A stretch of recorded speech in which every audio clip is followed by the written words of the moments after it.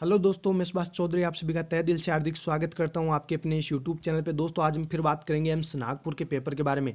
इस पेपर से हम 25 क्वेश्चन डिस्कस कर चुके हैं और आज फिर 25 क्वेश्चन डिस्कस करने वाले हैं। फ्रेंड्स, आपको प्रीवियस पार्ट में 25 क्वेश्चन के साथ आपको रेशनल भी बताया गया है और आज के पार्ट में भी आपको रेशनल बताया जाएगा। तो फ्रेंड्स, मैंने आपको पहले भी कहा है कि 40 से 50 क्वेश्चन श्योर, बिल्कुल आप गारंटी आपको मैं दे सकता हूँ। 40 से 50 क्वेश्चन इन्हीं पेपर से, जो भी प्रीवियस पेपर्स में आपको बता रहा हूँ, जो भी मैं आपको रेशनल बता रहा हूँ, आप सारे के सारे पढ़ लेना। आपको गारंटी दे सकता हूँ यहाँ से 40 से 50 क्वेश्चन आपको नेक्स्ट एग्जाम जो भी नॉट सेट 2021 होगी उसके अंदर आपको देखने को श्योर मिलेंगे। तो फ्रेंड्स, आप अगर तैयारी कर रहे हैं एम्स नॉट सेट 2021 की, तो आप कंप्लीट पेपर्स को जरूर देखना और जो भी आपको रेशनल बताया जाता है वो सारा का सारा आप जरूर पढ़ लेना। तो चलिए स्टार्ट करते हैं अपनी तैयारी और एम्स नॉट सेट के पेपर के जो 25 क्वेश्चन है वो डिस्कस कर लेते हैं। यहाँ पे पहला क्वेश्चन है, यानी कि 26 नंबर क्वेश्चन है।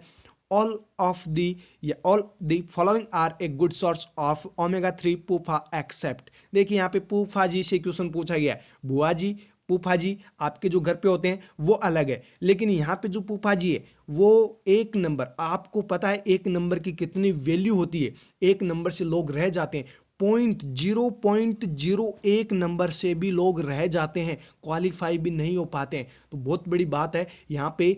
आपको ऐसी तैयारी करनी है, ऐसी तैयारी करनी है कि आप ना तो 0.001 नंबर से रहो, ना ही आप एक नंबर से रहो। फिर क्या होता है, जब आप एक नंबर से रहते हो तो इतना दुख होता है, इतना दुख होता है, इतना डिप्रेशन में आप चले जाते हो, पूछो मत। तो आपको डिप्रेशन तो बिल्कुल लेना ही नहीं है, ना ही आपको टेंशन लेनी है। आपको सिर्फ और सिर्फ अपनी तैयारी करनी है। इस बार नहीं, अगली बार होगा, लेकिन आपका सिलेक्शन श्योर होगा। अगर आप पढ़ते हैं तो आपका सिलेक्शन श्योर होगा, कोई नहीं रोक सकता है। यहाँ पे देखिए अपना क्वेश्चन क्या है। सबसे पहले तो समझिए पूफा है क्या। पूफा का मतलब होता है poly unsaturated fatty acid. Poly unsaturated fatty acid 2 बार बता चुका हूं, अब आपको समझ में आ गया होगा कि पूफा है क्या। देखिए यहाँ पे क्वेश्चन क्या पूछा गया, क्वेश्चन में पूछा गया सारे के सारे क्या है, गुड सोर्स है किसके, ओमेगा 3 पूफा के। लेकिन एक नहीं है, यहाँ पे एक्सेप्ट क्वेश्चन पूछा गया, एक्सेप्ट से क्वेश्चन पूछा गया। यहाँ पे जो एम्स के पेपर होते हैं उसमें 15 से 20 क्वेश्चन एक्सेप्ट से ही पूछे जाते हैं। तो आप इन क्वेश्चंस का तो जरूर ध्यान रखना, क्योंकि ये क्वेश्चन आपको आते हुए भी गलत हो जाते हैं, क्योंकि आप इस एक्सेप्ट को नहीं देख पाते हैं।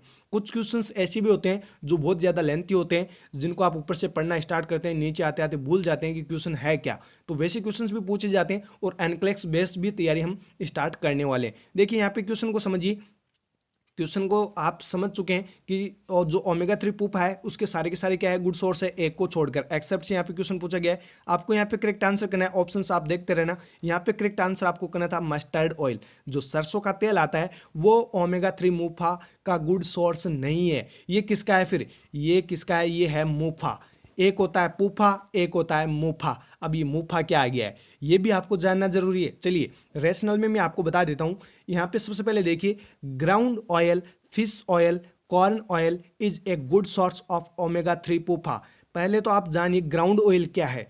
कुछ लोग बोलेंगे जमीन वाला तेल, जमीन का कोई तेल नहीं होता है, लेकिन जमीन के अंदर जो भी उगाए जाते हैं, जो भी फसल उगाई जाती है उनसे जो तेल निकलता है उन्हें बोलते हैं ग्राउंड ऑयल। जैसे आप बोल सकते हो मूंगफली का तेल, क्या, मूंगफली का तेल। यहाँ पे है फिश ऑयल यानी मछली का तेल, यहाँ पे है कॉर्न ऑयल यानी कि मक्के का तेल। ये जो तीनों तेल आपको बताए गए वो किसके गुड सोर्स हैं, ओमेगा 3 पूफा के। लेकिन जो आपको एक एक्सेप्ट से पूछा गया था वो था मस्टर्ड ऑयल, सरसों का तेल। ये किसका गुड सोर्स है, ये है मूफा का। फिर से आपको बता देता हूं मूफा क्या है, पूफा क्या है। पूफा है poly unsaturated fatty acid and MUFA है मोनो अनसैचुरेटेड फैटी एसिड।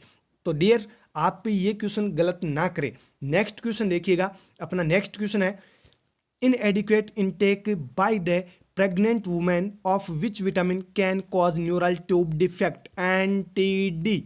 देखिए कौन सा विटामिन है जिसकी कमी से एनटीडी हो सकता है। लेकिन यहाँ पे आपको क्वेश्चन क्या पूछा गया है, अगर प्रेग्नेंट वुमेन इनएडिक्वेट इनटेक यानी कि कम मात्रा में खाए कौन सा विटामिन है जिसको अगर कम मात्रा में खाती है तो उसके वजह से उसके बच्चे पे न्यूरल ट्यूब डिफेक्ट जैसा जो डिफेक्ट है वो हो सकता है, न्यूरल ट्यूब डिफेक्ट उसके बच्चे पे हो सकता है। तो आपको यहाँ पे विटामिन का नाम पूछा गया है और आपको यहाँ पे करेक्ट आंसर करना है ऑप्शन थर्ड, फॉलिक एसिड। जो विटामिन B9 है, जो विटामिन B9 है जिसको फॉलिक एसिड के नाम से जाना जाता है। अगर इसकी डेफिशिएंसी हो जाती है, जो प्रेग्नेंट वुमेन है अगर वो खाती ही नहीं है तो डेफिशिएंसी होगी, और डेफिशिएंसी होगी तो सीधी सी बात है बच्चे के ऊपर क्या होगा, न्यूरल ट्यूब डिफेक्ट जैसी disease condition, congenital disease conditions occur हो जाएगी। देखिए इसके बारे में जानते हैं, जो भी ये जो 3 विटामिन और रह गए हैं उनके बारे में भी जान लेते हैं। इनएडिक्वेट इंटेक ऑफ फॉलिक एसिड यानी कि vitamin B9 can cause neural tube defect. ये तो आपको पता चल गया कि विटामिन B9 को फॉलिक एसिड कहा जाता है, जिसकी कमी से एनटीडी हो सकता है। नेक्स्ट देखिए नियासिन। नियासिन को विटामिन B3 के नाम से जाना जाता है, ये भी आपको याद रखना है। डेफिशिएंसी में कॉज पैलाग्रा, आपने पढ़ा होगा पैलाग्रा, पहले भी मैंने आपको बताया है, जो क्वेश्चंस बताए थे 1000 MCQs उनके अंदर भी आपको बताया था मैंने कि जो पैलाग्रा है वो विटामिन B3 यानी कि नियासिन की डेफिशिएंसी से होने वाली डिजीज कंडीशन है। यहाँ पे 3D सिम्टम्स आपको देखने को मिलेंगे। कुछ बच्चे बोलेंगे कि सर 4D हमने पढ़ा है, क्या पढ़ा है 4D, लेकिन यहाँ पे बात हो रही है सिम्टम्स की। डियर्स ध्यान रखना, जो लास्ट में आप डी पढ़ते हो डेथ, लास्ट में जो आप पढ़ते हो डी का मतलब डेथ, वो सिम्टम नहीं है। डेथ होने के बाद में कोई सिम्टम आपको नजर आएंगे, नहीं आएंगे। तो यहाँ पे बात हो रही है 3D सिम्टम्स की। कौन कौन से सिम्टम्स पैलाग्रा डिजीज कंडीशन में आपको देखने को मिलेंगे। तो आपको यहाँ पे करेक्ट आंसर करना है डर्मेटाइटिस, डायरिया एंड डिमेंशिया। तो देखिए यहाँ पर रेशनल में आपको बता रहा हूँ तो बहुत सारे क्वेश्चंस आपके तैयार हो रहे हैं। सबसे पहले तो आपको पता चला कि जो नियासिन है उसको विटामिन B3 के नाम से जाना जाता है। नेक्स्ट आपको पता चला अगर इसकी डेफिशिएंसी हो जाती है तो क्या होगा, पैलेग्रा डिजीज कंडीशन। अब अगर पैलेग्रा उस पर्सन को हो गया है तो कौन कौन से सिम्टम्स आपको देखने को मिलेंगे, 3D। कौन से 3D, dermatitis, diarrhoea and dementia. अगर आपको 4D की बात की जाए तो लास्ट में आपका जो डी बचता है उसका मतलब होता है डेथ, जो सिम्टम नहीं है। पर्सन मर जाता है तो उसके बाद में क्या आपको सिम्टम नजर आएंगे, नहीं आएंगे। तो ये क्या है 4D के अंदर जो लास्ट है वो है डेथ। तो जो भी बच्चे पूछते हैं कि सर ये 4D होता है तो वो ध्यान रखे, यहाँ पे 4D का मतलब है डेथ, यहाँ पे 3D यानी dermatitis, diarrhoea and dementia. Next देखिए थायमिन, जिसे विटामिन B1 के नाम से जाना जाता है। विटामिन B1 को थायमिन कहा जाता है। अगर इसकी डेफिशिएंसी किसी पर्सन के अंदर हो जाती है तो क्या कोज होता है, बेरी बेरी। क्या कोज करेगा, बेरी बेरी। और इससे एक क्वेश्चन आगे भी आएगा, याद रखिएगा। यहाँ पे आप याद रखिएगा जो विटामिन B1 है उसको थायमिन के नाम से जाना जाता है। और इसका आगे एक और क्वेश्चन में और बताऊंगा। यहाँ पे देखिए इट इज 2 टाइप, जो बेरी बेरी होता है वो 2 टाइप से होता है। एक होता है वेट बेरी बेरी, एक होता है ड्राई बेरी बेरी। क्या कौन कौन से, wet beriberi and dry beriberi. मैंने पहले भी आपको कहा था कि वेट बेरी बेरी और ड्राई बेरी बेरी दोनों का आप याद रखना। वेट बेरी बेरी के अंदर इंक्लूड किया गया है कार्डियोवेस्कुलर अफेक्ट्स, यानी कि वेट बेरी बेरी अगर किसी पर्सन को होता है तो उसमें कार्डियक प्रॉब्लम्स देखने को मिलेगी। अगर ड्राई बेरी बेरी किसी पर्सन को होता है तो उसमें वर्निक्स एन्सेफेलोपैथी एंड कॉर्सकॉफ सिंड्रोम आपको देखने को मिलेगा, जो नर्वस सिस्टम को अफेक्ट करता है। तो आप याद रखिएगा जो विटामिन B1 है अगर थायमिन की डेफिशिएंसी होती है तो हार्ट पे भी डिफेक्ट होगा और नर्वस सिस्टम भी डिफेक्ट होगा। तो दोनों नर्वस सिस्टम और हार्ट दोनों को ही डिफेक्ट, यानी कि दोनों के अंदर अगर डिजीज कंडीशन अकर हो रही है तो समझ जाइएगा उसमें विटामिन B1 की डेफिशिएंसी हो चुकी है। और जो कंपिटिटिव एग्जाम्स में पूछे जाते हैं ज़्यादातर ये पूछा जाता है वर्निक्स एन्सेफेलोपैथी एंड कॉर्सकॉफ सिंड्रोम कौन से विटामिन की डेफिशिएंसी से होता है। तो आपका आंसर क्या होगा, विटामिन B1 थायमिन। नेक्स्ट देखिए राइबोफ्लेविन, यहाँ पे ब्रैकेट करके कुछ छोड़ दिया गया है तो आप याद रखिएगा जो राइबोफ्लेविन है उसको विटामिन B2 कहा जाता है, जिसकी डेफिशिएंसी से क्या कोज होते हैं। यहाँ से क्वेश्चन जो पूछा जाता है वो पूछा जाता है डियर्स एंगुलर स्टोमेटाइटिस। देखिए अगर राइबोफ्लेविन है विटामिन B2 है उसकी डेफिशिएंसी होती है तो स्टोमेटाइटिस होगा, चिलोसिस होगा एंड एंगुलर स्टोमेटाइटिस होगा। स्टोमेटाइटिस का मतलब क्या होता है, कुछ बच्चे तो क्या होते हैं कि स्टोमेटाइटिस वर्ड आया इन्फ्लामेशन ऑफ स्टोमक कर देते हैं, लेकिन आपका आंसर गलत हो जाता है। आपको ऐसा नहीं करना। स्टोमेटाइटिस का मतलब है इन्फ्लामेशन ऑफ माउथ, माउथ का इन्फ्लामेशन होना क्या कहलाता है, स्टोमेटाइटिस। चिलोसिस जो लिप्स होते हैं उनमें इन्फ्लामेशन हो जाएगा तो वो कंडीशन क्या कहलाएगी, चिलोसिस। यहाँ पे जो क्वेश्चन पूछा जाता है वो पूछा जाता है एंगुलर स्टोमेटाइटिस। स्टोमेटाइटिस नहीं दिया जाएगा आपको क्वेश्चन में, आपको दिया जाएगा क्वेश्चन में एंगुलर स्टोमेटाइटिस कौन से विटामिन की डेफिशिएंसी से होता है। तो आपको वहां पे राइबोफ्लेविन वर्ड भी दिया जा सकता है या फिर आपको दिया जा सकता है विटामिन B2। तो आपको कंफ्यूज नहीं होना है। विटामिन B2 को राइबोफ्लेविन कहा जाता है जिसकी कमी से एंगुलर स्टोमेटाइटिस पर्सन के अंदर कोज होता है। नेक्स्ट क्वेश्चन देखिएगा, acid medium of vaginal maintained by. तो आप सभी को पता है वेजाइना के अंदर कौन सा बैक्टीरिया होता है जो एसिडिक मीडियम वेजाइना का रखता है या उसको मेंटेन रखता है। तो फ्रेंड्स आप सभी को पता होगा और आपको यहाँ पे करेक्ट आंसर करना है ऑप्शन थर्ड, डॉर्ड्रेलिन्स बैसिलाई। जो डॉर्ड्रेलिन्स बैसिलाई बैक्टीरिया है वो क्या करता है, वेजाइना के अंदर एसिडिक मीडियम बनाए रखता है, मेंटेन करके रखता है। चलिए जानते हैं जो बाकी तीन और ऑप्शन आपको दिए गए हैं, तीनों के बारे में और जान लेते हैं। और बहुत ही अच्छे अच्छे क्वेश्चंस यहाँ से बनते हैं डियर्स, आप कंप्लीट रैशनल्स को जरूर देख लेना। आप सभी से एक ही रिक्वेस्ट है, चाहे आप लाइक मत करना, चाहे आप शेयर मत करना, लेकिन आप पढ़ाई जरूर कर लेना। जो भी आपको बताया जा रहा है वो सारा का सारा आप पढ़ लेना। देखिए यहाँ पे जो एसिडिक पीएच है वेजाइना की, वो किसके प्रेजेंस की वजह से होती है, डॉर्ड्रेलिन्स बैसिलाई या फिर lactobacillus acidophilus bacteria into vagina. Friends याद रखिएगा, डॉर्ड्रेलिन्स बैसिलाई आपको ऑप्शन में दिया जा सकता है या फिर आपको लैक्टोबैसिलस एसिडोफिलस बैक्टीरिया वर्ड आपको ऑप्शन में दिया जा सकता है। कंफ्यूज आपको बिल्कुल भी नहीं होना है। लैक्टोबैसिलस या फिर डॉर्ड्रेलिन्स बैसिलाई दोनों ही एक ही बैक्टीरिया है जो वेजाइना के अंदर प्रेजेंट होते हैं और वेजाइना की पीएच को कैसे रखते हैं, एसिडिक रखते हैं। नेक्स्ट देखिए ट्रिकोमोनियासिस वेजाइनलिस। ट्रिकोमोनियासिस या वेजाइनलिस ये पॉजिटिव एजेंट होता है ट्रिकोमोनियासिस का। ट्रिकोमोनियासिस का पॉजिटिव एजेंट आपको पूछे तो आपका आंसर क्या होगा, ट्रिकोमोनास वेजाइनलिस। ये आगे देखिए greenish frothy vaginal secretions and strawberry vagina. बेटा जी बहुत ही इंपॉर्टेंट क्वेश्चन बनता है। अगर आपको पूछा जाए ट्रिकोमोनियासिस में कौन सा सिम्टम्स देखने को मिलेगा, तो आपको वहां पे ये ऑप्शन मिलेगा, या तो मिलेगा आपको ग्रीनिश फ्रॉथी वेजाइनल सिक्रेशंस या फिर मिलेगा आपको स्ट्रॉबेरी वेजाइना। तो अगर आपको पूछा जाए स्ट्रॉबेरी वेजाइना कौन सी डिजीज कंडीशन में देखने को मिलता है, तो आपका आंसर क्या होगा, ट्रिकोमोनियासिस। अगर greenish frothy vaginal secretions, frothy का मतलब होता है झागनुमा, अगर ग्रीनिश झागनुमा वेजाइनल सिक्रेशंस हो रहे हैं, ग्रीनिश फ्रॉथी वेजाइनल सिक्रेशंस अगर हो रहे हैं, तो समझ जाना उस पेशेंट को, उस महिला को ट्रिकोमोनियासिस का इन्फेक्शन हुआ है। नेक्स्ट देखिए, it is most common sexually transmitted disease, STD, sexually transmitted disease. ये जो ट्रिकोमोनियासिस है वो क्या है, मोस्ट कॉमन एसटीडी है, सेक्सुअल ट्रांसमिटेड डिजीज कंडीशन है। नेक्स्ट देखिए इसी के अंदर E coli most common cause of UTI पूछा जा सकता है आपको। यूरिनरी ट्रैक्ट इन्फेक्शन का मोस्ट कॉमन जो पॉजिटिव एजेंट है या मोस्ट कॉमन जो एजेंट है वो कौन सा है, कौन सा पॉजिटिव ऑर्गेनिज्म है जो यूटीआई को मोस्ट कॉमनली इफेक्ट करता है, तो आपको आंसर क्या करना है, ई कोलाई। इस्टीरिया कोलाई है जो मोस्ट कॉमन पॉजिटिव एजेंट होता है यूटीआई का। नेक्स्ट देखिए staphylococci is a gram positive bacteria, it is round in shape, ये राउंड शेप के अंदर होता है और ये ग्राम पॉजिटिव बैक्टीरिया है, कौन सा, स्टेफाइलोकोकाई। तो फ्रेंड्स यहाँ पे देखिए रैशनल्स के अंदर सिर्फ आपको ऑप्शन ही नहीं मिल रहे हैं, बहुत सारी चीजें मिल रही है। एक तो आपको पता चल रहा है कि स्टेफाइलोकोकाई क्या है, ग्राम पॉजिटिव बैक्टीरिया है। दूसरा आपको पता चल रहा है कि ये राउंड शेप में होता है क्योंकि यहाँ से भी क्वेश्चंस पूछे जाते हैं। तीसरा आपको ये भी पता चल रहा है कि ये क्या क्या कोज करता है, impetigo, toxic shock syndrome and cellulitis etc, और भी अदर जो प्रॉब्लम्स है वो भी कोज करता है। लेकिन जो मोस्ट कॉमन जो डिजीज कंडीशंस कोज होती है स्टेफाइलोकोकाई के द्वारा वो होती है इम्पेटिगो, स्किन के प्रॉब्लम्स। आपको पता है इम्पेटिगो जो स्किन के प्रॉब्लम्स है वो कोज कर सकता है। टॉक्सिक शॉक सिंड्रोम टीएसएस ये भी कोज करता है, और जो सेलुलाइटिस है उसका भी पॉजिटिव एजेंट है ये।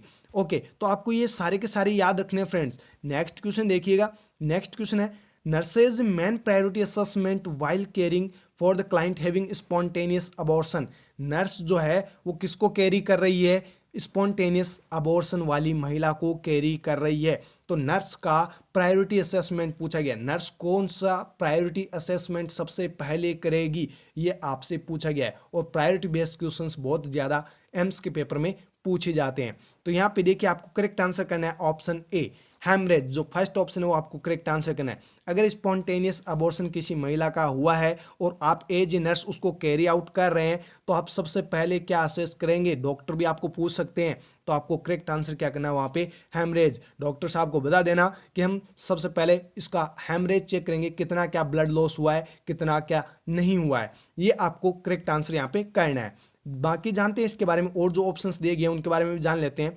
Main priority assessment is in spontaneous abortion is haemorrhage, तो ये तो आपको मैंने बता दिया है। आगे देखिए जो हाइपरटेंशन है वो होता क्या है, hypertension is a condition in which the force of the blood against the artery walls in is too high. Hypertension का मतलब होता है कि ब्लड प्रेशर का बढ़ जाना, ब्लड प्रेशर का बढ़ जाना। बाकी ये जो डेफिनेशन है वो आप देखते रहना। अगर हाइपरटेंशन की बात करें तो कितनी का रेंज बढ़ जाती है, more than 140/90 mm of HG। इससे अगर अबव जो है ब्लड प्रेशर होता है तो समझ जाना पेशेंट हाइपरटेंशन से सफ़र कर रहा है। नेक्स्ट देखिए dehydration. Dehydration is a significant loss of body fluids that impairs normal body function. Dehydration का मतलब होता है बॉडी के अंदर फ्लूइड का लॉस होना, क्या कहलाता है, डिहाइड्रेशन। जिसकी वजह से क्या होगा, जो नॉर्मली बॉडी फंक्शन कर रही है वो क्या हो जाएंगे, इम्पेयर हो जाएंगे, वो अच्छे से नहीं कर पाएगा। अरे किसी पर्सन को डायरिया होता है तो क्या वो अच्छे से चल पाता है, क्या वो अच्छे से खा सकता है, नहीं खा सकता, नहीं चल सकता। क्यों नहीं चल सकता, क्योंकि उसकी बॉडी के अंदर फ्लूइड का लॉस हुआ है। और जो वाटर है वो सबसे ज़्यादा बॉडी के अंदर पाया जाता है, और वाटर सबसे ज़्यादा आपको पीना भी चाहिए, जिससे आपकी जो हेल्थ है वो अच्छे से मेंटेन होती है। तो फ्रेंड्स आप भी ज़्यादा से ज़्यादा पानी पीजिएगा ताकि आपकी हेल्थ जो है वो अच्छे से मेंटेन रह सके। नेक्स्ट देखिए इसी के बारे में, इन चिल्ड्रंस या childs clinical manifestation is sunken fontanelle, sunken eyes, dry mouth, etc. बेटा जी ये मैंने इसीलिए इंक्लूड किया रैशनल के अंदर क्योंकि आपको अच्छे से समझ में आ जाए, और जब भी क्वेश्चन पूछा जाए संकन फॉन्टेनल्स और आपको पूछ ले कौन सी डिजीज कंडीशन के अंदर देखने को मिलता है, तो आपका आंसर क्या होगा फिर, डिहाइड्रेशन। अगर बच्चों के अंदर डिहाइड्रेशन हो जाता है तो उनमें कौन कौन से क्लिनिकल मैनिफेस्टेशंस देखने को मिलेंगे, sunken fontanelle, sunken eyes, dry mouth, etc. और भी होते हैं लेकिन आपको जो मेन बताए गए वो तो आपको याद रखने हैं। संकन आइज आपको ऑप्शन में मिल सकता है और डिहाइड्रेशन से आपको क्वेश्चन पूछा जा सकता है। तो बेटा जी आपका आंसर अब गलत नहीं होना चाहिए। नेक्स्ट देखिए सब इन्वोल्यूशन। सब इन्वोल्यूशन जो आपको लास्ट ऑप्शन दिया गया था वो भी देख लीजिए क्या होता है subinvolution. Subinvolution is a condition in which the uterus doesn't return to its normal size. जो यूट्रस है वो अपनी नॉर्मल साइज के अंदर नहीं आएगा। जो नॉर्मल शेप होती है, नॉर्मल साइज एंड शेप होती है यूट्रस की, उस कंडीशन में अगर यूट्रस नहीं आता है तो उस टर्म को कहा जाता है सब इन्वोल्यूशन। सब इन्वोल्यूशन उस टर्म को कहा जाता है। तो आप याद रखिएगा, ये बहुत ही इंपॉर्टेंट, आपको मैं अलग अलग से जो भी टर्मिनोलॉजीज जो भी रैशनल्स बता रहा हूँ वो सारे के सारे आपको याद रखने हैं। नेक्स्ट क्वेश्चन देखिएगा, passive immunity against tetanus is obtained by the administration of. जो पैसिव इम्यूनिटी है टिटेनस के अगेंस्ट जो बनाई जाती है वो किससे ऑब्टेन की जाती है और एडमिनिस्टर की जाती है। कौन सी जो इम्यूनिटी है, जो कौन सी इम्यूनिटी पैसिव इम्यूनिटी है टिटेनस के लिए अगेंस्ट में आप जो एडमिनिस्टर करवाते हो वो कौन सी होती है, आपको करेक्ट आंसर करना है यहाँ पे ऑप्शन फोर्थ, टिटेनस इम्यूनोग्लोबुलिन। वो होती है टिटेनस इम्यूनोग्लोबुलिन जो टिटेनस के अगेंस्ट वर्क करती है और टिटेनस को ट्रीट कर देती है। तो चलिए जानते हैं इसके बारे में भी और कुछ। Passive immunity against tetanus is obtained by the administration of tetanus immunoglobulin. जो टिटेनस इम्यूनोग्लोबुलिन है वो टिटेनस के अगेंस्ट वर्क करती है और टिटेनस को ठीक कर देती है। ये पैसिव इम्यूनिटी होती है जो टिटेनस के अंदर यूज ली जाती है। अगर किसी को टिटेनस हो जाता है तो उसमें टिटेनस इम्यूनोग्लोबुलिन यूज ली जाती है। नेक्स्ट देखिए DPT. DPT is a class of combination vaccine against diphtheria, pertussis and tetanus. ये जेके जम्मू कश्मीर सीएचओ के पेपर में भी पूछा गया था। डीपीटी से एक वर्ड मिस था यहाँ पे, और दो जो वर्ड थे वो आपको दिए गए थे। जैसे डिप्थीरिया यहाँ पे मिस था, हो सकता है कोई और कोई जो ऑप्शन है वो आपको मिस मिला होगा, लेकिन यहाँ पे क्वेश्चन पूछा गया था। आपको पूछा जा सकता है डीपीटी के फुल फॉर्म, तो आपको आंसर क्या करना है, डिप्थीरिया, परट्यूसिस एंड टिटेनस। जो डीपीटी वैक्सीन है वो किसके अगेंस्ट वर्क करती है, डिप्थीरिया, टिटेनस एंड परट्यूसिस, तीनों डिजीज कंडीशन को ट्रीट करने के लिए सिर्फ और सिर्फ एक वैक्सीन, कौन सी, डीपीटी वैक्सीन। नेक्स्ट देखिए tetanus vaccine is also known as tetanus toxoid is an inactive vaccine used to prevent tetanus। देखिए जो टिटेनस वैक्सीन होती है वो टिटेनस टॉक्सोइड के नाम से भी कहलाती है, यानी टिटेनस टॉक्सोइड के नाम से भी उनको जाना जाता है, जो इनएक्टिव वैक्सीन होती है और किसमें यूज ली जाती है, टिटेनस को प्रिवेंट करने के लिए। ये टिटेनस को प्रिवेंट करने के लिए यूज ली जाती है। लेकिन आपको यहाँ पे कंफ्यूजन होगा, देखिए ऑप्शंस देखिए, फिर से मैं क्वेश्चन पे आ जाता हूँ। यहाँ पे टिटेनस टिटेनस टॉक्सोइड भी आपको यहाँ पे ऑप्शन में दिया गया है, लेकिन आपको यहाँ पे टिटेनस टॉक्सोइड नहीं करना है, पैसिव इम्यूनिटी के बारे में पूछा गया है। देखिए यहाँ पे आपको टिटेनस इम्यूनोग्लोबुलिन राइट आंसर आपको करना है। नेक्स्ट क्वेश्चन देखिएगा, नेक्स्ट क्वेश्चन है the system of evaluation where an employees in measured against his or her co-worker is called. Management के क्वेश्चंस आ चुके हैं, रिसर्च के क्वेश्चंस आ चुके हैं। देखिए क्वेश्चन में क्या पूछा गया है, वो कौन सा सिस्टम है जिसके अंदर आप इवेल्युएट करते हैं एम्प्लॉयज के वर्क को। जो भी वर्क होता है उसके जो भी एम्प्लॉयज होते हैं जो काम कर रहे होते हैं उनका आप वर्क को इवेल्युएट करेंगे तो उसे क्या कहेंगे, किस प्रकार से आप उसको इवेल्युएट करेंगे। अगर मैं चाहूँ कि आप जो है स्टूडेंट है सारों का सभी का मैं अगर आपका वर्क जो है वो इवेल्युएट करना चाहूँ तो कैसे करूँगा, और मैं आपको कैसे बताऊँगा कि किसने अच्छा काम किया है, वो कैसे पता चलेगा, वो रैंकिंग से पता चल पाएगा। आपको यहाँ पे करेक्ट आंसर करना है ऑप्शन फर्स्ट, रैंकिंग। आपको मैं रैंक प्रोवाइड करूंगा कि इस बंदे की फर्स्ट रैंक है, सेकंड इस बंदे की है, थर्ड इस बंदे की है, तो आपको पता चलेगा कि सबसे अच्छा काम किसने किया है। तो वो किससे पता चल पाएगा, रैंकिंग से। तो चलिए आपको 3 ऑप्शन जो और दिए गए उनके बारे में भी बता देता हूँ थोड़ा बहुत। यहाँ पे देखिए रिपोर्ट। रिपोर्ट क्या है, रिपोर्ट का मतलब होता है is a documentation that presents information is an in an organised format for the specific audience and purpose. देखिए रिपोर्ट का मतलब आप समझ सकते हो, जैसे रिपोर्ट आपको लेनी है, जैसे हीमोग्लोबिन चेक करना है, वो क्या है, एक रिपोर्ट, आप रिपोर्ट तैयार करेंगे। ऐसा नहीं है जो आप हीमोग्लोबिन चेक कर रहे हैं उसके लिए आप यूरिन कल्चर करो, नहीं, आप ब्लड कल्चर करोगे, क्योंकि आपको क्या करनी है, सिर्फ और सिर्फ एक स्पेसिफिक आपको हीमोग्लोबिन की टेस्टिंग आपको करनी है। तो यहाँ पे क्या लिखा है, देखिए स्पेसिफिक ऑडियंस या फिर पर्पज, किसी स्पेसिफिक पर्पज के लिए या फिर किसी स्पेसिफिक ऑडियंस के लिए जो भी फॉर्मेट तैयार किया जाता है वो क्या कहलाता है, रिपोर्ट। नेक्स्ट देखिए critical incidents is a set of procedure used to collecting direct observation of human behaviour. जो भी क्रिटिकल इंसिडेंट्स, क्रिटिकल यहाँ पे इंसिडेंट्स है, करेक्शन कर लेना थोड़ा सा बहुत, यहाँ पे टाइपिंग मिस्टेक हुई है। क्रिटिकल इंसिडेंट्स क्या होते हैं, एक डिजास्टर जो भी कंडीशन होती है, डिजास्टर का मतलब होता है जो भी खतरनाक कंडीशन यहाँ हो सकता है, यानी एक्सीडेंट हुआ हो या फिर कोई भी फ्लड आ गया हो यानी बाढ़ आ गई हो, या फिर जो अर्थक्वेक हो गया हो यानी कि ये जो भूकंप आते हैं वो हो गया हो, तो वो क्या होती है, क्रिटिकल इंसिडेंट्स होते हैं। नेक्स्ट है graphic records. Graphic records is a real time translation of conversation of presentation into text और पिक्चर्स। जो ग्राफिक रिकॉर्ड्स होते हैं उसके अंदर क्या करते हैं, जो भी टेक्स्ट और पिक्चर्स है उनके अंदर प्रेजेंटेशन हम करते हैं, उनको मतलब ट्रांसलेट कर लेते हैं। नेक्स्ट क्वेश्चन देखिएगा, नेक्स्ट क्वेश्चन है nursing care that is based on identifying and meeting the needs of a patient is called.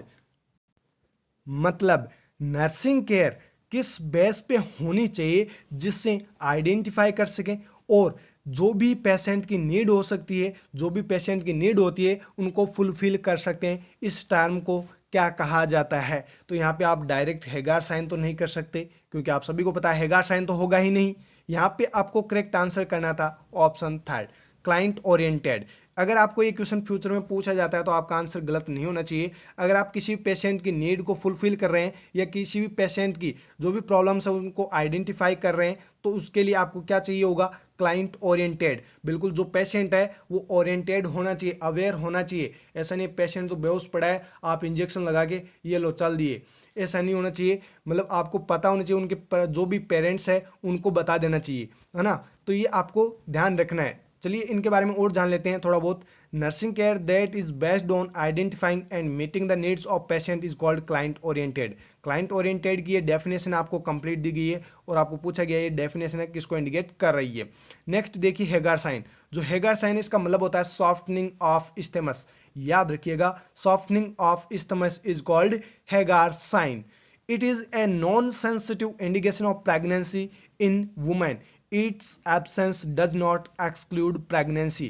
यहाँ पे इसका मतलब ये है हेगार साइन अगर नॉन सेंसिटिव है, अगर नॉन सेंसिटिव है तो समझ जाना कि ये प्रेगनेंसी को इंडिकेट कर रहा है।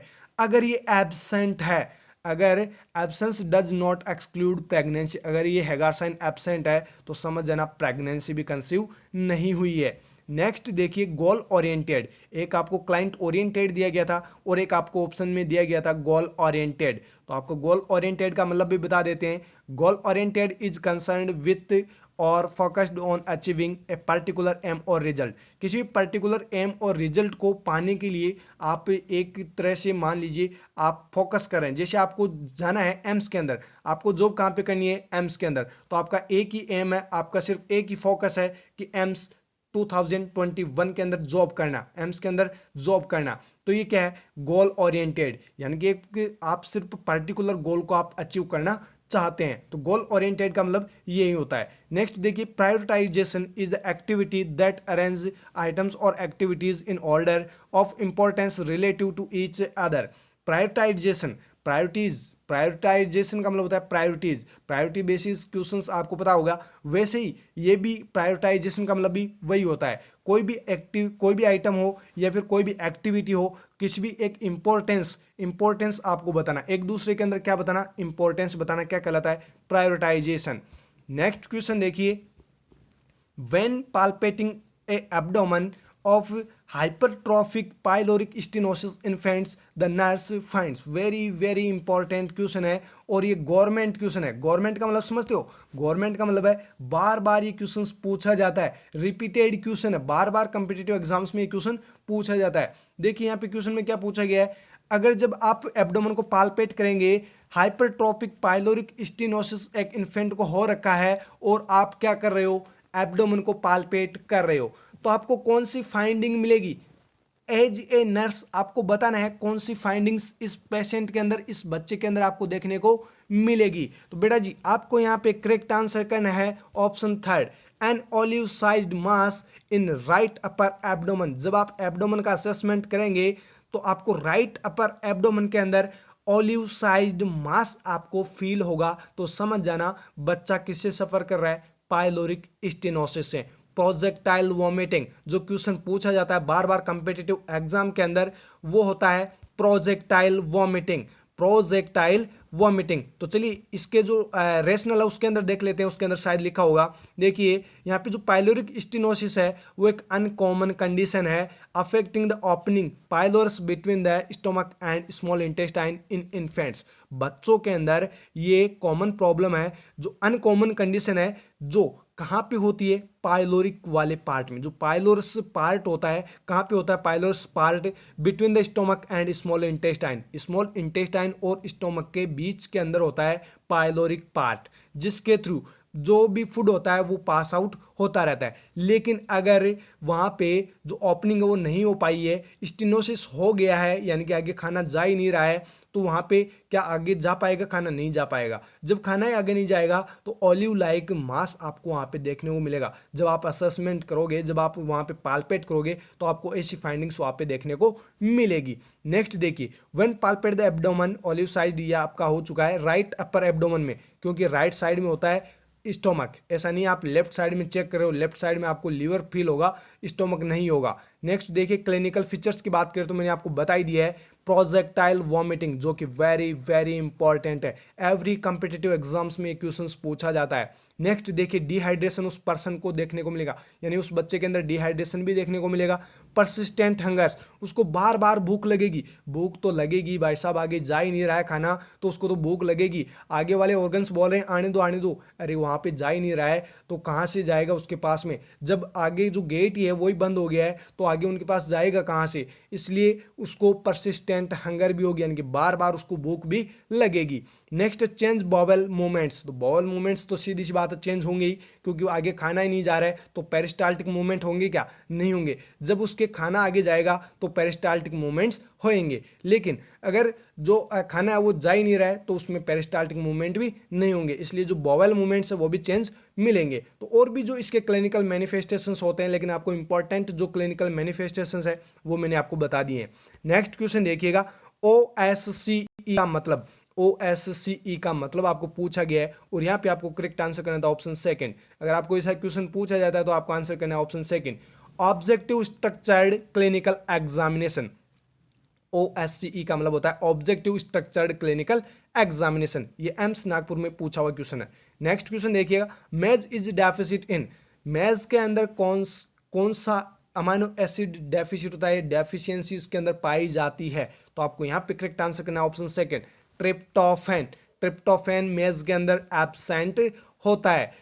आगे देखिए, maize protein is deficient in lysine tryptophan but has fair amount of sulphur containing amino acids methionine and cysteine, ये इसके अंदर प्रेजेंट होते हैं, लेकिन ट्रिप्टोफैन लाइसिन ये इसके अंदर नहीं होते हैं, बहुत ही कम अमाउंट में होते हैं या रेयर अमाउंट में होते हैं, ये होते ही नहीं है। ओके, यहाँ पे देखिए next, lysine and tryptophan is a essential amino acid, और ये क्या है, इसेंशियल अमाइनो एसिड है। जो ज़रूरी होते हैं हमारी बॉडी के लिए, ये इसेंशियल अमाइनो एसिड है लाइसिन एंड ट्रिप्टोफैन, जो मेज के अंदर प्रेजेंट नहीं होते हैं। बाकी देखिए threonine, methionine, leucine is also a essential amino acid that are fairly present in maize. ये कुछ अमाउंट में पाए जाते हैं। ये भी अमाइनो एसिड कौन से हैं? इसेंशियल है। थ्रियोनिन, मैथियोनिन, ल्यूसिन, ये क्या है? इसेंशियल अमाइनो एसिड है जो कुछ अमाउंट में मेज के अंदर प्रेजेंट होते हैं, लेकिन ट्रिप्टोफैन बिल्कुल भी नहीं पाया जाता है। और ल्यूसिन जो आपको यहाँ पे लाइसिन है जो मेज के अंदर नहीं होता है। ल्यूसिन तो प्रेजेंट होता है लेकिन लाइसिन नहीं होता है। ये सारे के सारे क्या है? इसेंशियल अमाइनो एसिड, याद रखिएगा।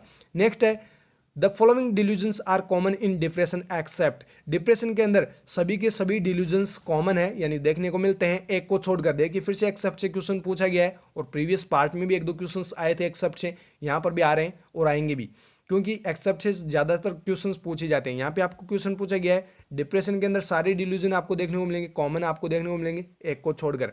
तो आपको यहाँ पे करेक्ट आंसर करना option third, delusion of grandeur. Delusion of grandeur. बाकी इनके बारे में हम समझते हैं आगे। और डिल्यूजन का पार्ट हमारा हो चुका है, पहले डिल्यूजन के बारे में मैंने आपको बता रखा है, तो आप वहाँ से भी देख सकते हो। देखिए डिल्यूजन ऑफ ग्रैंडियोसिटी का मतलब होता है पर्सन अपने आप को क्या समझता है? सुपीरियर, अपने आप को सब कुछ समझता है, बाकी वो कुछ भी नहीं समझता है। चाहे डॉक्टर आ जाओ, चाहे नर्स आ जाओ, चाहे उसके सामने कलेक्टर ही क्यों ना आ जाओ, क्योंकि वो अपने आप को ही कलेक्टर वहाँ पे समझता है। तो वो कौन सी कंडीशन है? Delusion of grandiosity. बाकी आप पढ़ते रहना यहाँ पे क्या है क्या नहीं है। देखिए डिप्रेशन के अंदर ये देखने को नहीं मिलती है, डिप्रेशन के अंदर ये देखने को नहीं मिलती है, but it can schizophrenia patients. याद रखिएगा, अगर स्किज़ोफ्रेनिया का पेशेंट आपके सामने है तो उसके अंदर डिल्यूजन ऑफ ग्रैंडियोसिटी देखने को मिलेगी। यानी स्किज़ोफ्रेनिया का अगर आपके सामने पेशेंट आया है तो अपने आप को नर्स समझेगा, अपने आप को कलेक्टर समझेगा, अपने आप को पीएम प्राइम मिनिस्टर भी समझेगा। आप उसका कुछ नहीं बिगाड़ सकते क्योंकि वो साइकेट्रिक पेशेंट है, इसीलिए वो अपने आप को ऐसा वैसा समझ रहा है। आगे देखिए डिल्यूजन ऑफ प्रोसिक्यूटरी। प्रोसिक्यूटरी के अंदर क्या होता है? पेशेंट होता है, जो पेशेंट होता है साइकेट्रिक, उसको ऐसा लगता है जो भी मेरे को खाना खिलाने आ रहा है, जो खाना लेकर आ रहा है, वो मेरे को जहर दे के मारना चाहता है। मतलब कुछ भी उसको खिलाने पिलाने में अगर डर लग रहा है उसको, वो ऐसा सोच रहा है कि ये मेरे को मारने आ रहा है, तो उसमें कौन से टाइप का डिल्यूजन है? Delusion of प्रोसिक्यूटरी। निहिलिज्म का मतलब है delusion of things. Delusion of things nihilism में होता है। और पॉवर्टी का मतलब है false belief about having lost one livelihood and that one poor. यानी वो किसी भी पर्सन के मरने के बाद अपने आप को ऐसा लगता है कि मैं अब कुछ भी नहीं है इस दुनिया के अंदर। तो ये किस प्रकार का है? डिल्यूजन ऑफ पॉवर्टी, यानी कि अपने आप को इतना गरीब समझता है। ये साइकेट्रिक पर्सन्स के अंदर होता है, चाहे वो कितना भी अमीर हो लेकिन वो अपने आप को गरीब ही समझेगा। तो वो क्या है? Delusion of poverty are mainly seen in depressive patients. तो ये जो ऑलमोस्ट जो सारे डिल्यूजन है, तीन ऑप्शन आपको दिए गए, वो तीनों डिप्रेशन के पेशेंट के अंदर पाए जाते हैं, लेकिन एक नहीं पाया जाता है, वो है डिल्यूजन ऑफ ग्रैंडियोसिटी। अपने आप को जो है हाई पाई आदमी नहीं समझेगा। वो अगर पेशेंट अपने आप को नहीं समझ रहा है तो समझ जाना वो डिप्रेशन उसको नहीं है, वो है स्किज़ोफ्रेनिया का। अगर वो समझ रहा है तो स्किज़ोफ्रेनिया का पेशेंट है। नेक्स्ट क्वेश्चन देखिएगा, nursing has a code of ethics that professional registered nurse follow and. जो नर्सिंग के अंदर कोड ऑफ इथिक्स है, जो प्रोफेशनल कोड ऑफ इथिक्स है, अगर रजिस्टर्ड नर्स है तो कौन कौन से कोड ऑफ इथिक्स जो है वो फॉलो करेगी? जो नर्स है वो कौन सा कोड ऑफ इथिक्स फॉलो करेगी? देखिए यहाँ पे आपको करेक्ट आंसर करना था ऑप्शन थर्ड। और अगर ऐसा क्वेश्चन पूछा जाता है तो आपको आंसर करना है option third, defines the principles by which nurses provide care to their clients. जो भी क्लाइंट है, जो भी पर्सन है, उसको अच्छे से आपको देखना है, अच्छे से उसकी केयर आपको करनी है। कोड ऑफ इथिक्स के अंदर यही लिखा है, बी पंक्चुअली, आपको टाइम टू टाइम पेशेंट को केयर देनी है, जो पेशेंट है उसका ख्याल आपको रखना है, और कोई भी नहीं रख सकता है। जो नर्स है उसी को सारा का सारा काम वहाँ पे करना है। अगर पेशेंट आपके पास में आ जाता है उसके बाद आपकी रिस्पॉन्सिबिलिटी होती है सारे का सारा काम करने की। ओके, तो आपको जब भी जॉब लगे, आप एम्स के अंदर कहीं पर भी आप जॉब लगे, आपको ध्यान रखना है पेशेंट चाहे कैसा भी हो, कोई सा भी धर्म का हो, बस आपको वहाँ पे केयर अच्छे से प्रोवाइड करनी है। आपको दुआ दे के जाएगा, बद दुआ कभी भी नहीं देगा। ओके, यहाँ पे वही चीज़ लिखी है उसी को कंप्लीट वापस लिखा गया है, तो यहाँ पे रेशनल कुछ ज़्यादा है नहीं। यहाँ पे नेक्स्ट क्वेश्चन देखिए, motilin is secreted by which cell in. Very very important question बनता है भी, जो मोटिलिन है वो कौन से सेल से सिक्रेट होता है? और आपको यहाँ पे करेक्ट आंसर करना था ऑप्शन फोर्थ। और पहली बार ये क्वेश्चन सुना था जब आपने एम्स नागपुर का पेपर दिया होगा, बहुत कम बच्चे थे जिन्होंने ये क्वेश्चन सुना होगा। मोटिलिन इलियम से सिक्रेट होता है, और इलियम कौन सी इंटेस्टाइन का पार्ट है, आप मुझे कमेंट करके ज़रूर बताइएगा। आप मुझे कमेंट करके ज़रूर बताइएगा। जो मोटिलिन है वो इलियम से सिक्रेट तो होता है, लेकिन जो इलियम है वो कौन सी इंटेस्टाइन का पार्ट है, आप मुझे कमेंट करके ज़रूर बताइएगा। चलिए जानते हैं मोटिलिन कौन सी सेल से सिक्रेट होता है। ये तो आपको पता चल गया है कि इलियम से सिक्रेट होता है, लेकिन इसकी सेल कौन सी सेल है जिससे मोटिलिन सिक्रेट होता है। तो चलिए जानते हैं।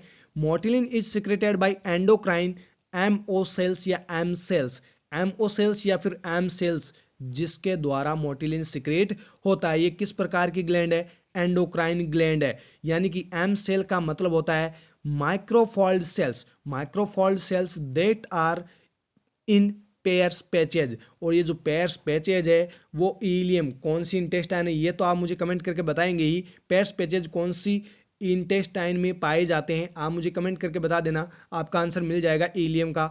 और जो पेयर्स पैचेज है उनका दोनों का साथ में मेरे को मिल जाएगा। देखिए जो एम सेल्स है उसका मतलब है माइक्रोफोल्ड, माइक्रोफोल्ड सेल्स, जिसके द्वारा सिक्रेट होता है मोटिलिन। ये एंडोक्राइन ग्लैंड है जिसके द्वारा मोटिलिन सिक्रेट होता है। और आप याद रखिएगा बहुत ही इंपॉर्टेंट क्वेश्चन भी यहाँ से बनता है और फ्यूचर में पूछा जा सकता है। नेक्स्ट देखिए लीवर, लीवर क्या सिक्रेट करता है, bile and A digestive fluid metabolised protein CHO and fats. यानी कि जो लीवर है वो बाइल का सिक्रेशन करता है, जो क्या क्या डाइजेस्ट करते हैं, जो क्या क्या डाइजेस्ट करते हैं यानी कि मेटाबोलाइज करते हैं प्रोटीन का, कार्बोहाइड्रेट का एंड फैट्स का। और यहाँ पे फ्लूइड का भी डाइजेस्टिव यानी डाइजेशन होता है, कहाँ पे, लीवर के अंदर।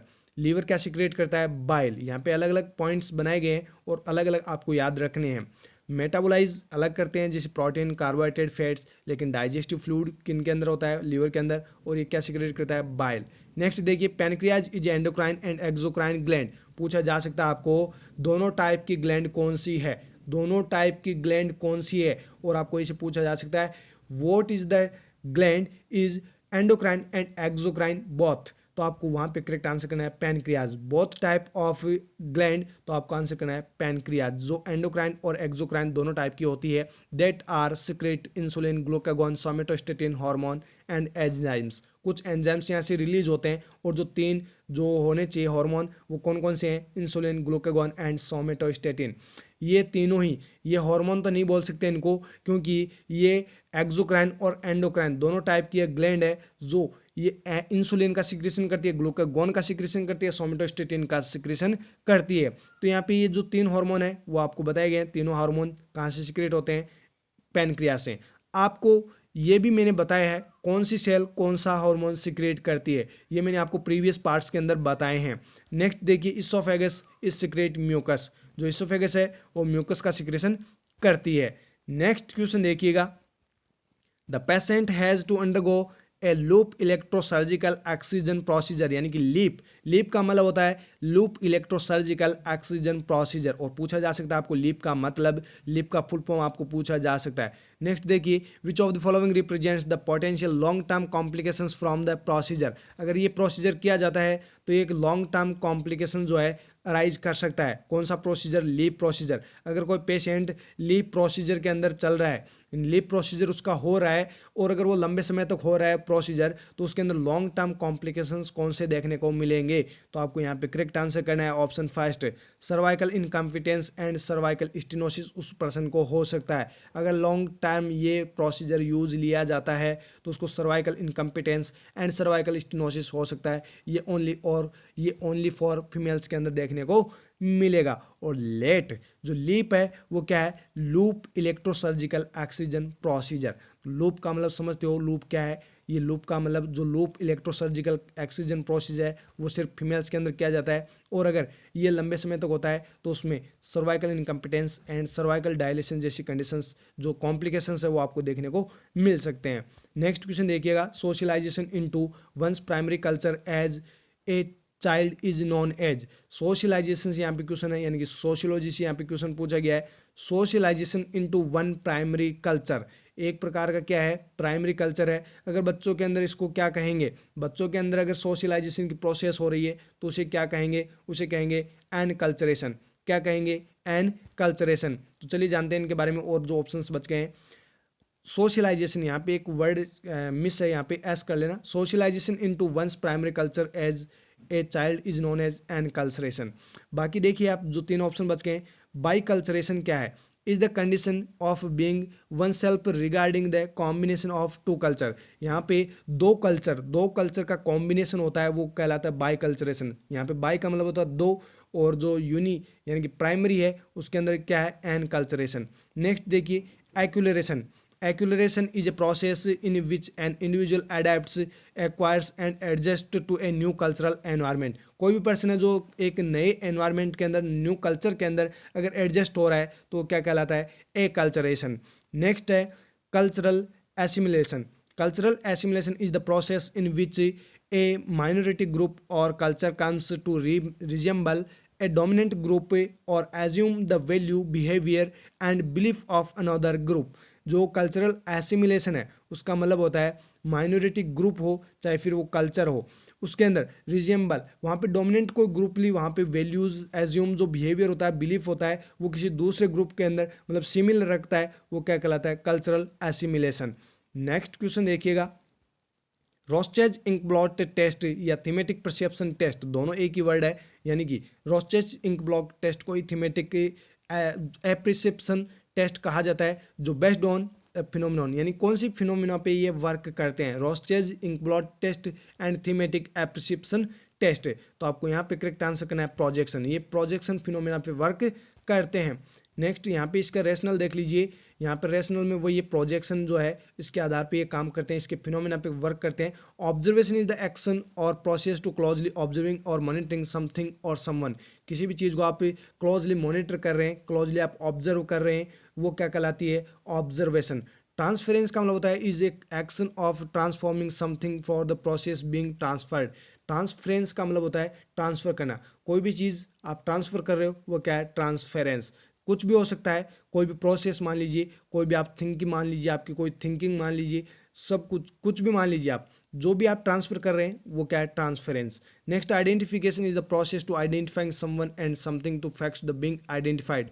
आइडेंटिफिकेशन का मतलब है आप किसी की पहचान करना, वो क्या कहलाता है, आइडेंटिफिकेशन। किसी का आप पहचान कर रहे हो, किसी को आप जान रहे हो या आपको नहीं जान रहा है तो आपको पूछ रहा है कि आप कौन हो, कहाँ से हो, ये क्या है, आइडेंटिफिकेशन। वो आपको पूछ रहा है आपकी identity.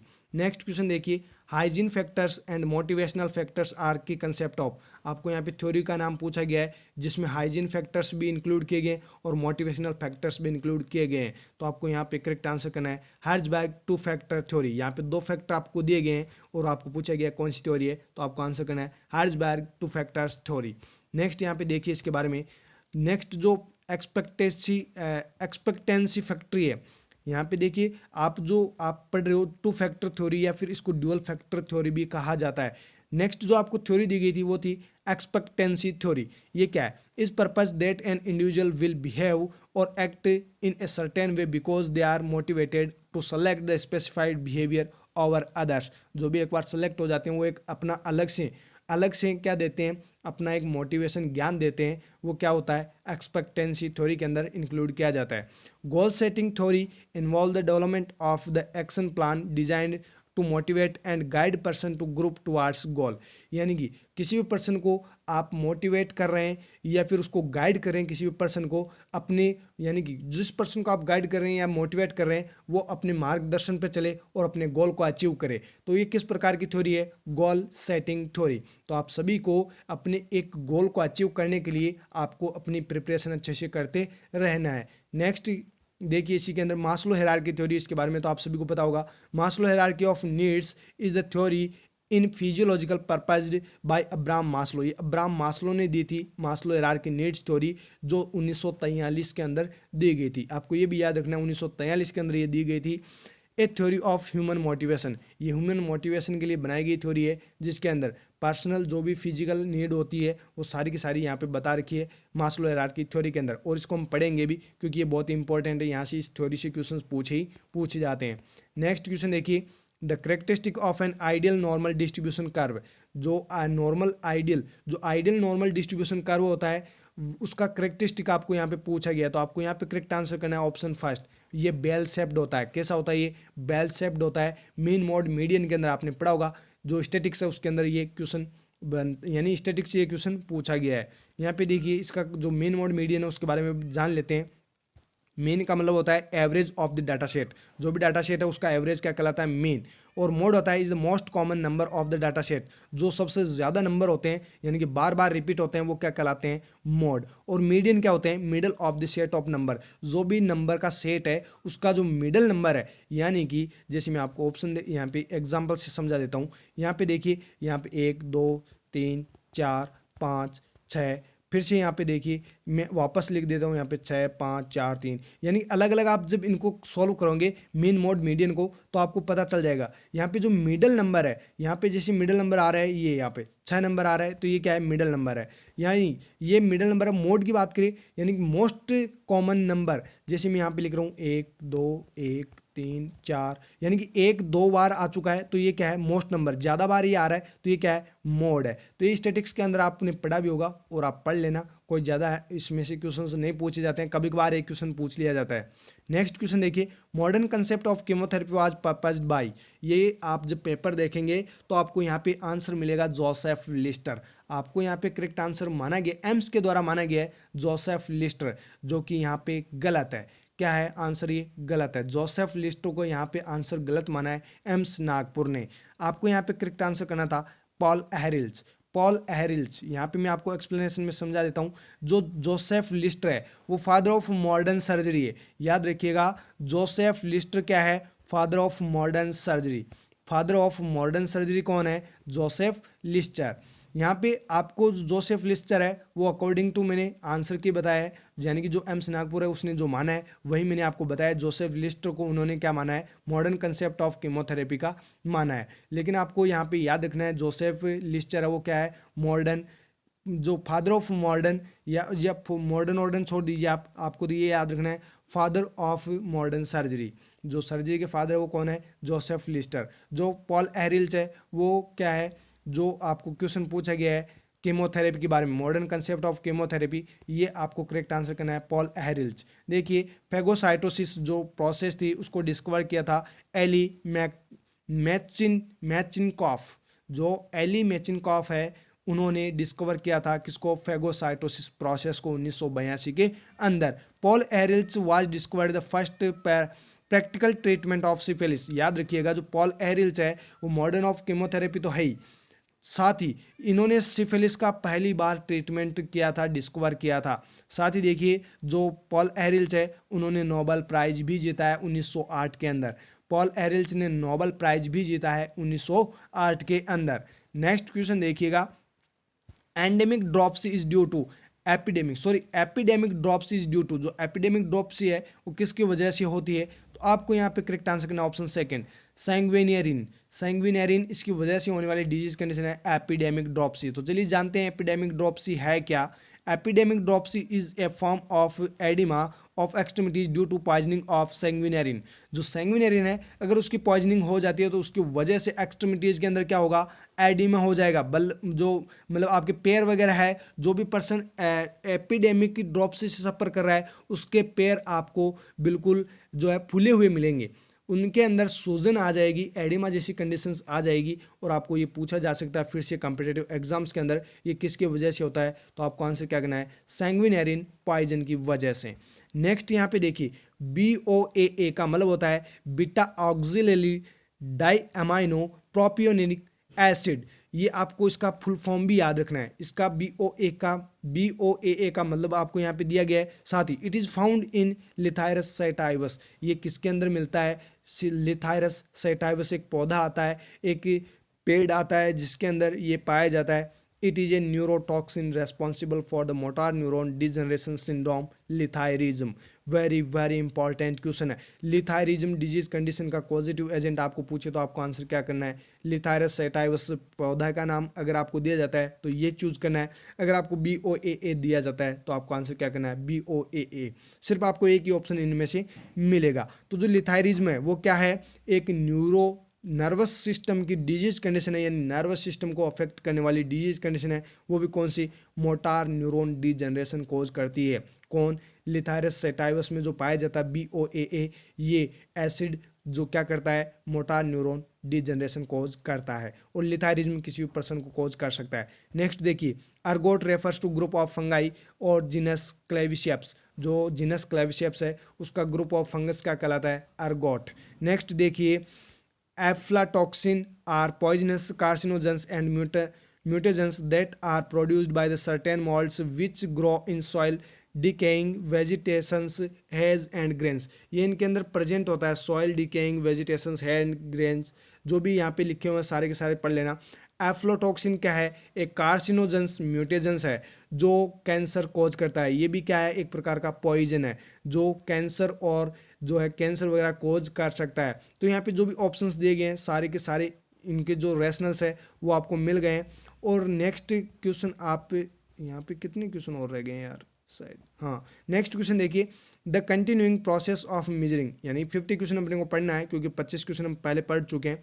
The continuing process of measuring services products and practices of an organisation against the strongest competitors to quality control and quality assurance is known as. तो आपको यहाँ पे करेक्ट आंसर करना है ऑप्शन यहाँ पे सेकंड, जो बेंच मार्किंग है यहाँ पे आपको करेक्ट आंसर करना है। क्योंकि ज़्यादा लेंथी वीडियो हो चुका है, आप यहाँ पे देख लेना सबके यहाँ पे रेशनल्स दे रखे हैं, किसका मतलब क्या होता है किसका नहीं होता है, सबके सब यहाँ पे रेशनल्स आप देख लेना। फ्रेंड्स बहुत ज़्यादा लेंथी वीडियो बन गया है इसलिए मैं ज़्यादा आपको ज़्यादा नहीं समझाऊंगा। यहाँ पे 4 क्वेश्चन और बचे हैं। देखिए नेक्स्ट क्वेश्चन देखिए, the genetic material deoxyribose nucleic acid, यानी कि डीएनए का फुल फॉर्म यहाँ पे deoxyribo nucleic acid is contained in. जो डीएनए है वो किससे बना होता है? तो आपको यहाँ पे करेक्ट आंसर कर देना है option fourth. Nucleus is a membrane-bound organism that contains genetic material. DNA is eukaryotic organisms. Chromatin क्या है? Chromatin is a substance within the chromosome of DNA and proteins. Next chromosomes, ये सब कुछ आप पढ़ लेना क्योंकि बहुत ज़्यादा लेंथी वीडियो बन चुका है, ज़्यादा लेंथी वीडियोज आप वैसे भी नहीं देखते हो। देखिए नेक्स्ट क्वेश्चन है, ketone bodies are found in the urine of patients with uncontrolled diabetes. Diabetes जो अनकंट्रोल्ड डायबिटीज़ है उस पेशेंट के अंदर कीटोन बॉडीज अगर यूरिन के अंदर आ रही है तो किसकी वजह से आ रही है? तो आपको यहाँ पे करेक्ट आंसर कर देना है ऑप्शन फर्स्ट। ऑप्शन फर्स्ट क्या है? Increase metabolism of fat. जो फैट है उसका मेटाबॉलिज्म क्या हो रहा है? ज़्यादा हो रहा है, उसकी वजह से कीटोन बॉडीज यूरिन के अंदर फाइंड आउट हो रही है अनकंट्रोल्ड डायबिटीज़ के पेशेंट के अंदर। बाकी आप इसमें जो रेशनल दिया हुआ है वो भी पढ़ लेना। Impaired kidney function is when kidney are not working. ये तो सीधी सी बात है, अगर किडनी वर्क नहीं करेगी तो इम्पेयर्ड किडनी फंक्शन हो जाएंगे। Decomposition of excess sugar in blood में कॉज डायबिटीज मेलाइटस। अगर ब्लड में शुगर बढ़ जाएगा तो डायबिटीज मेलाइटस होगा।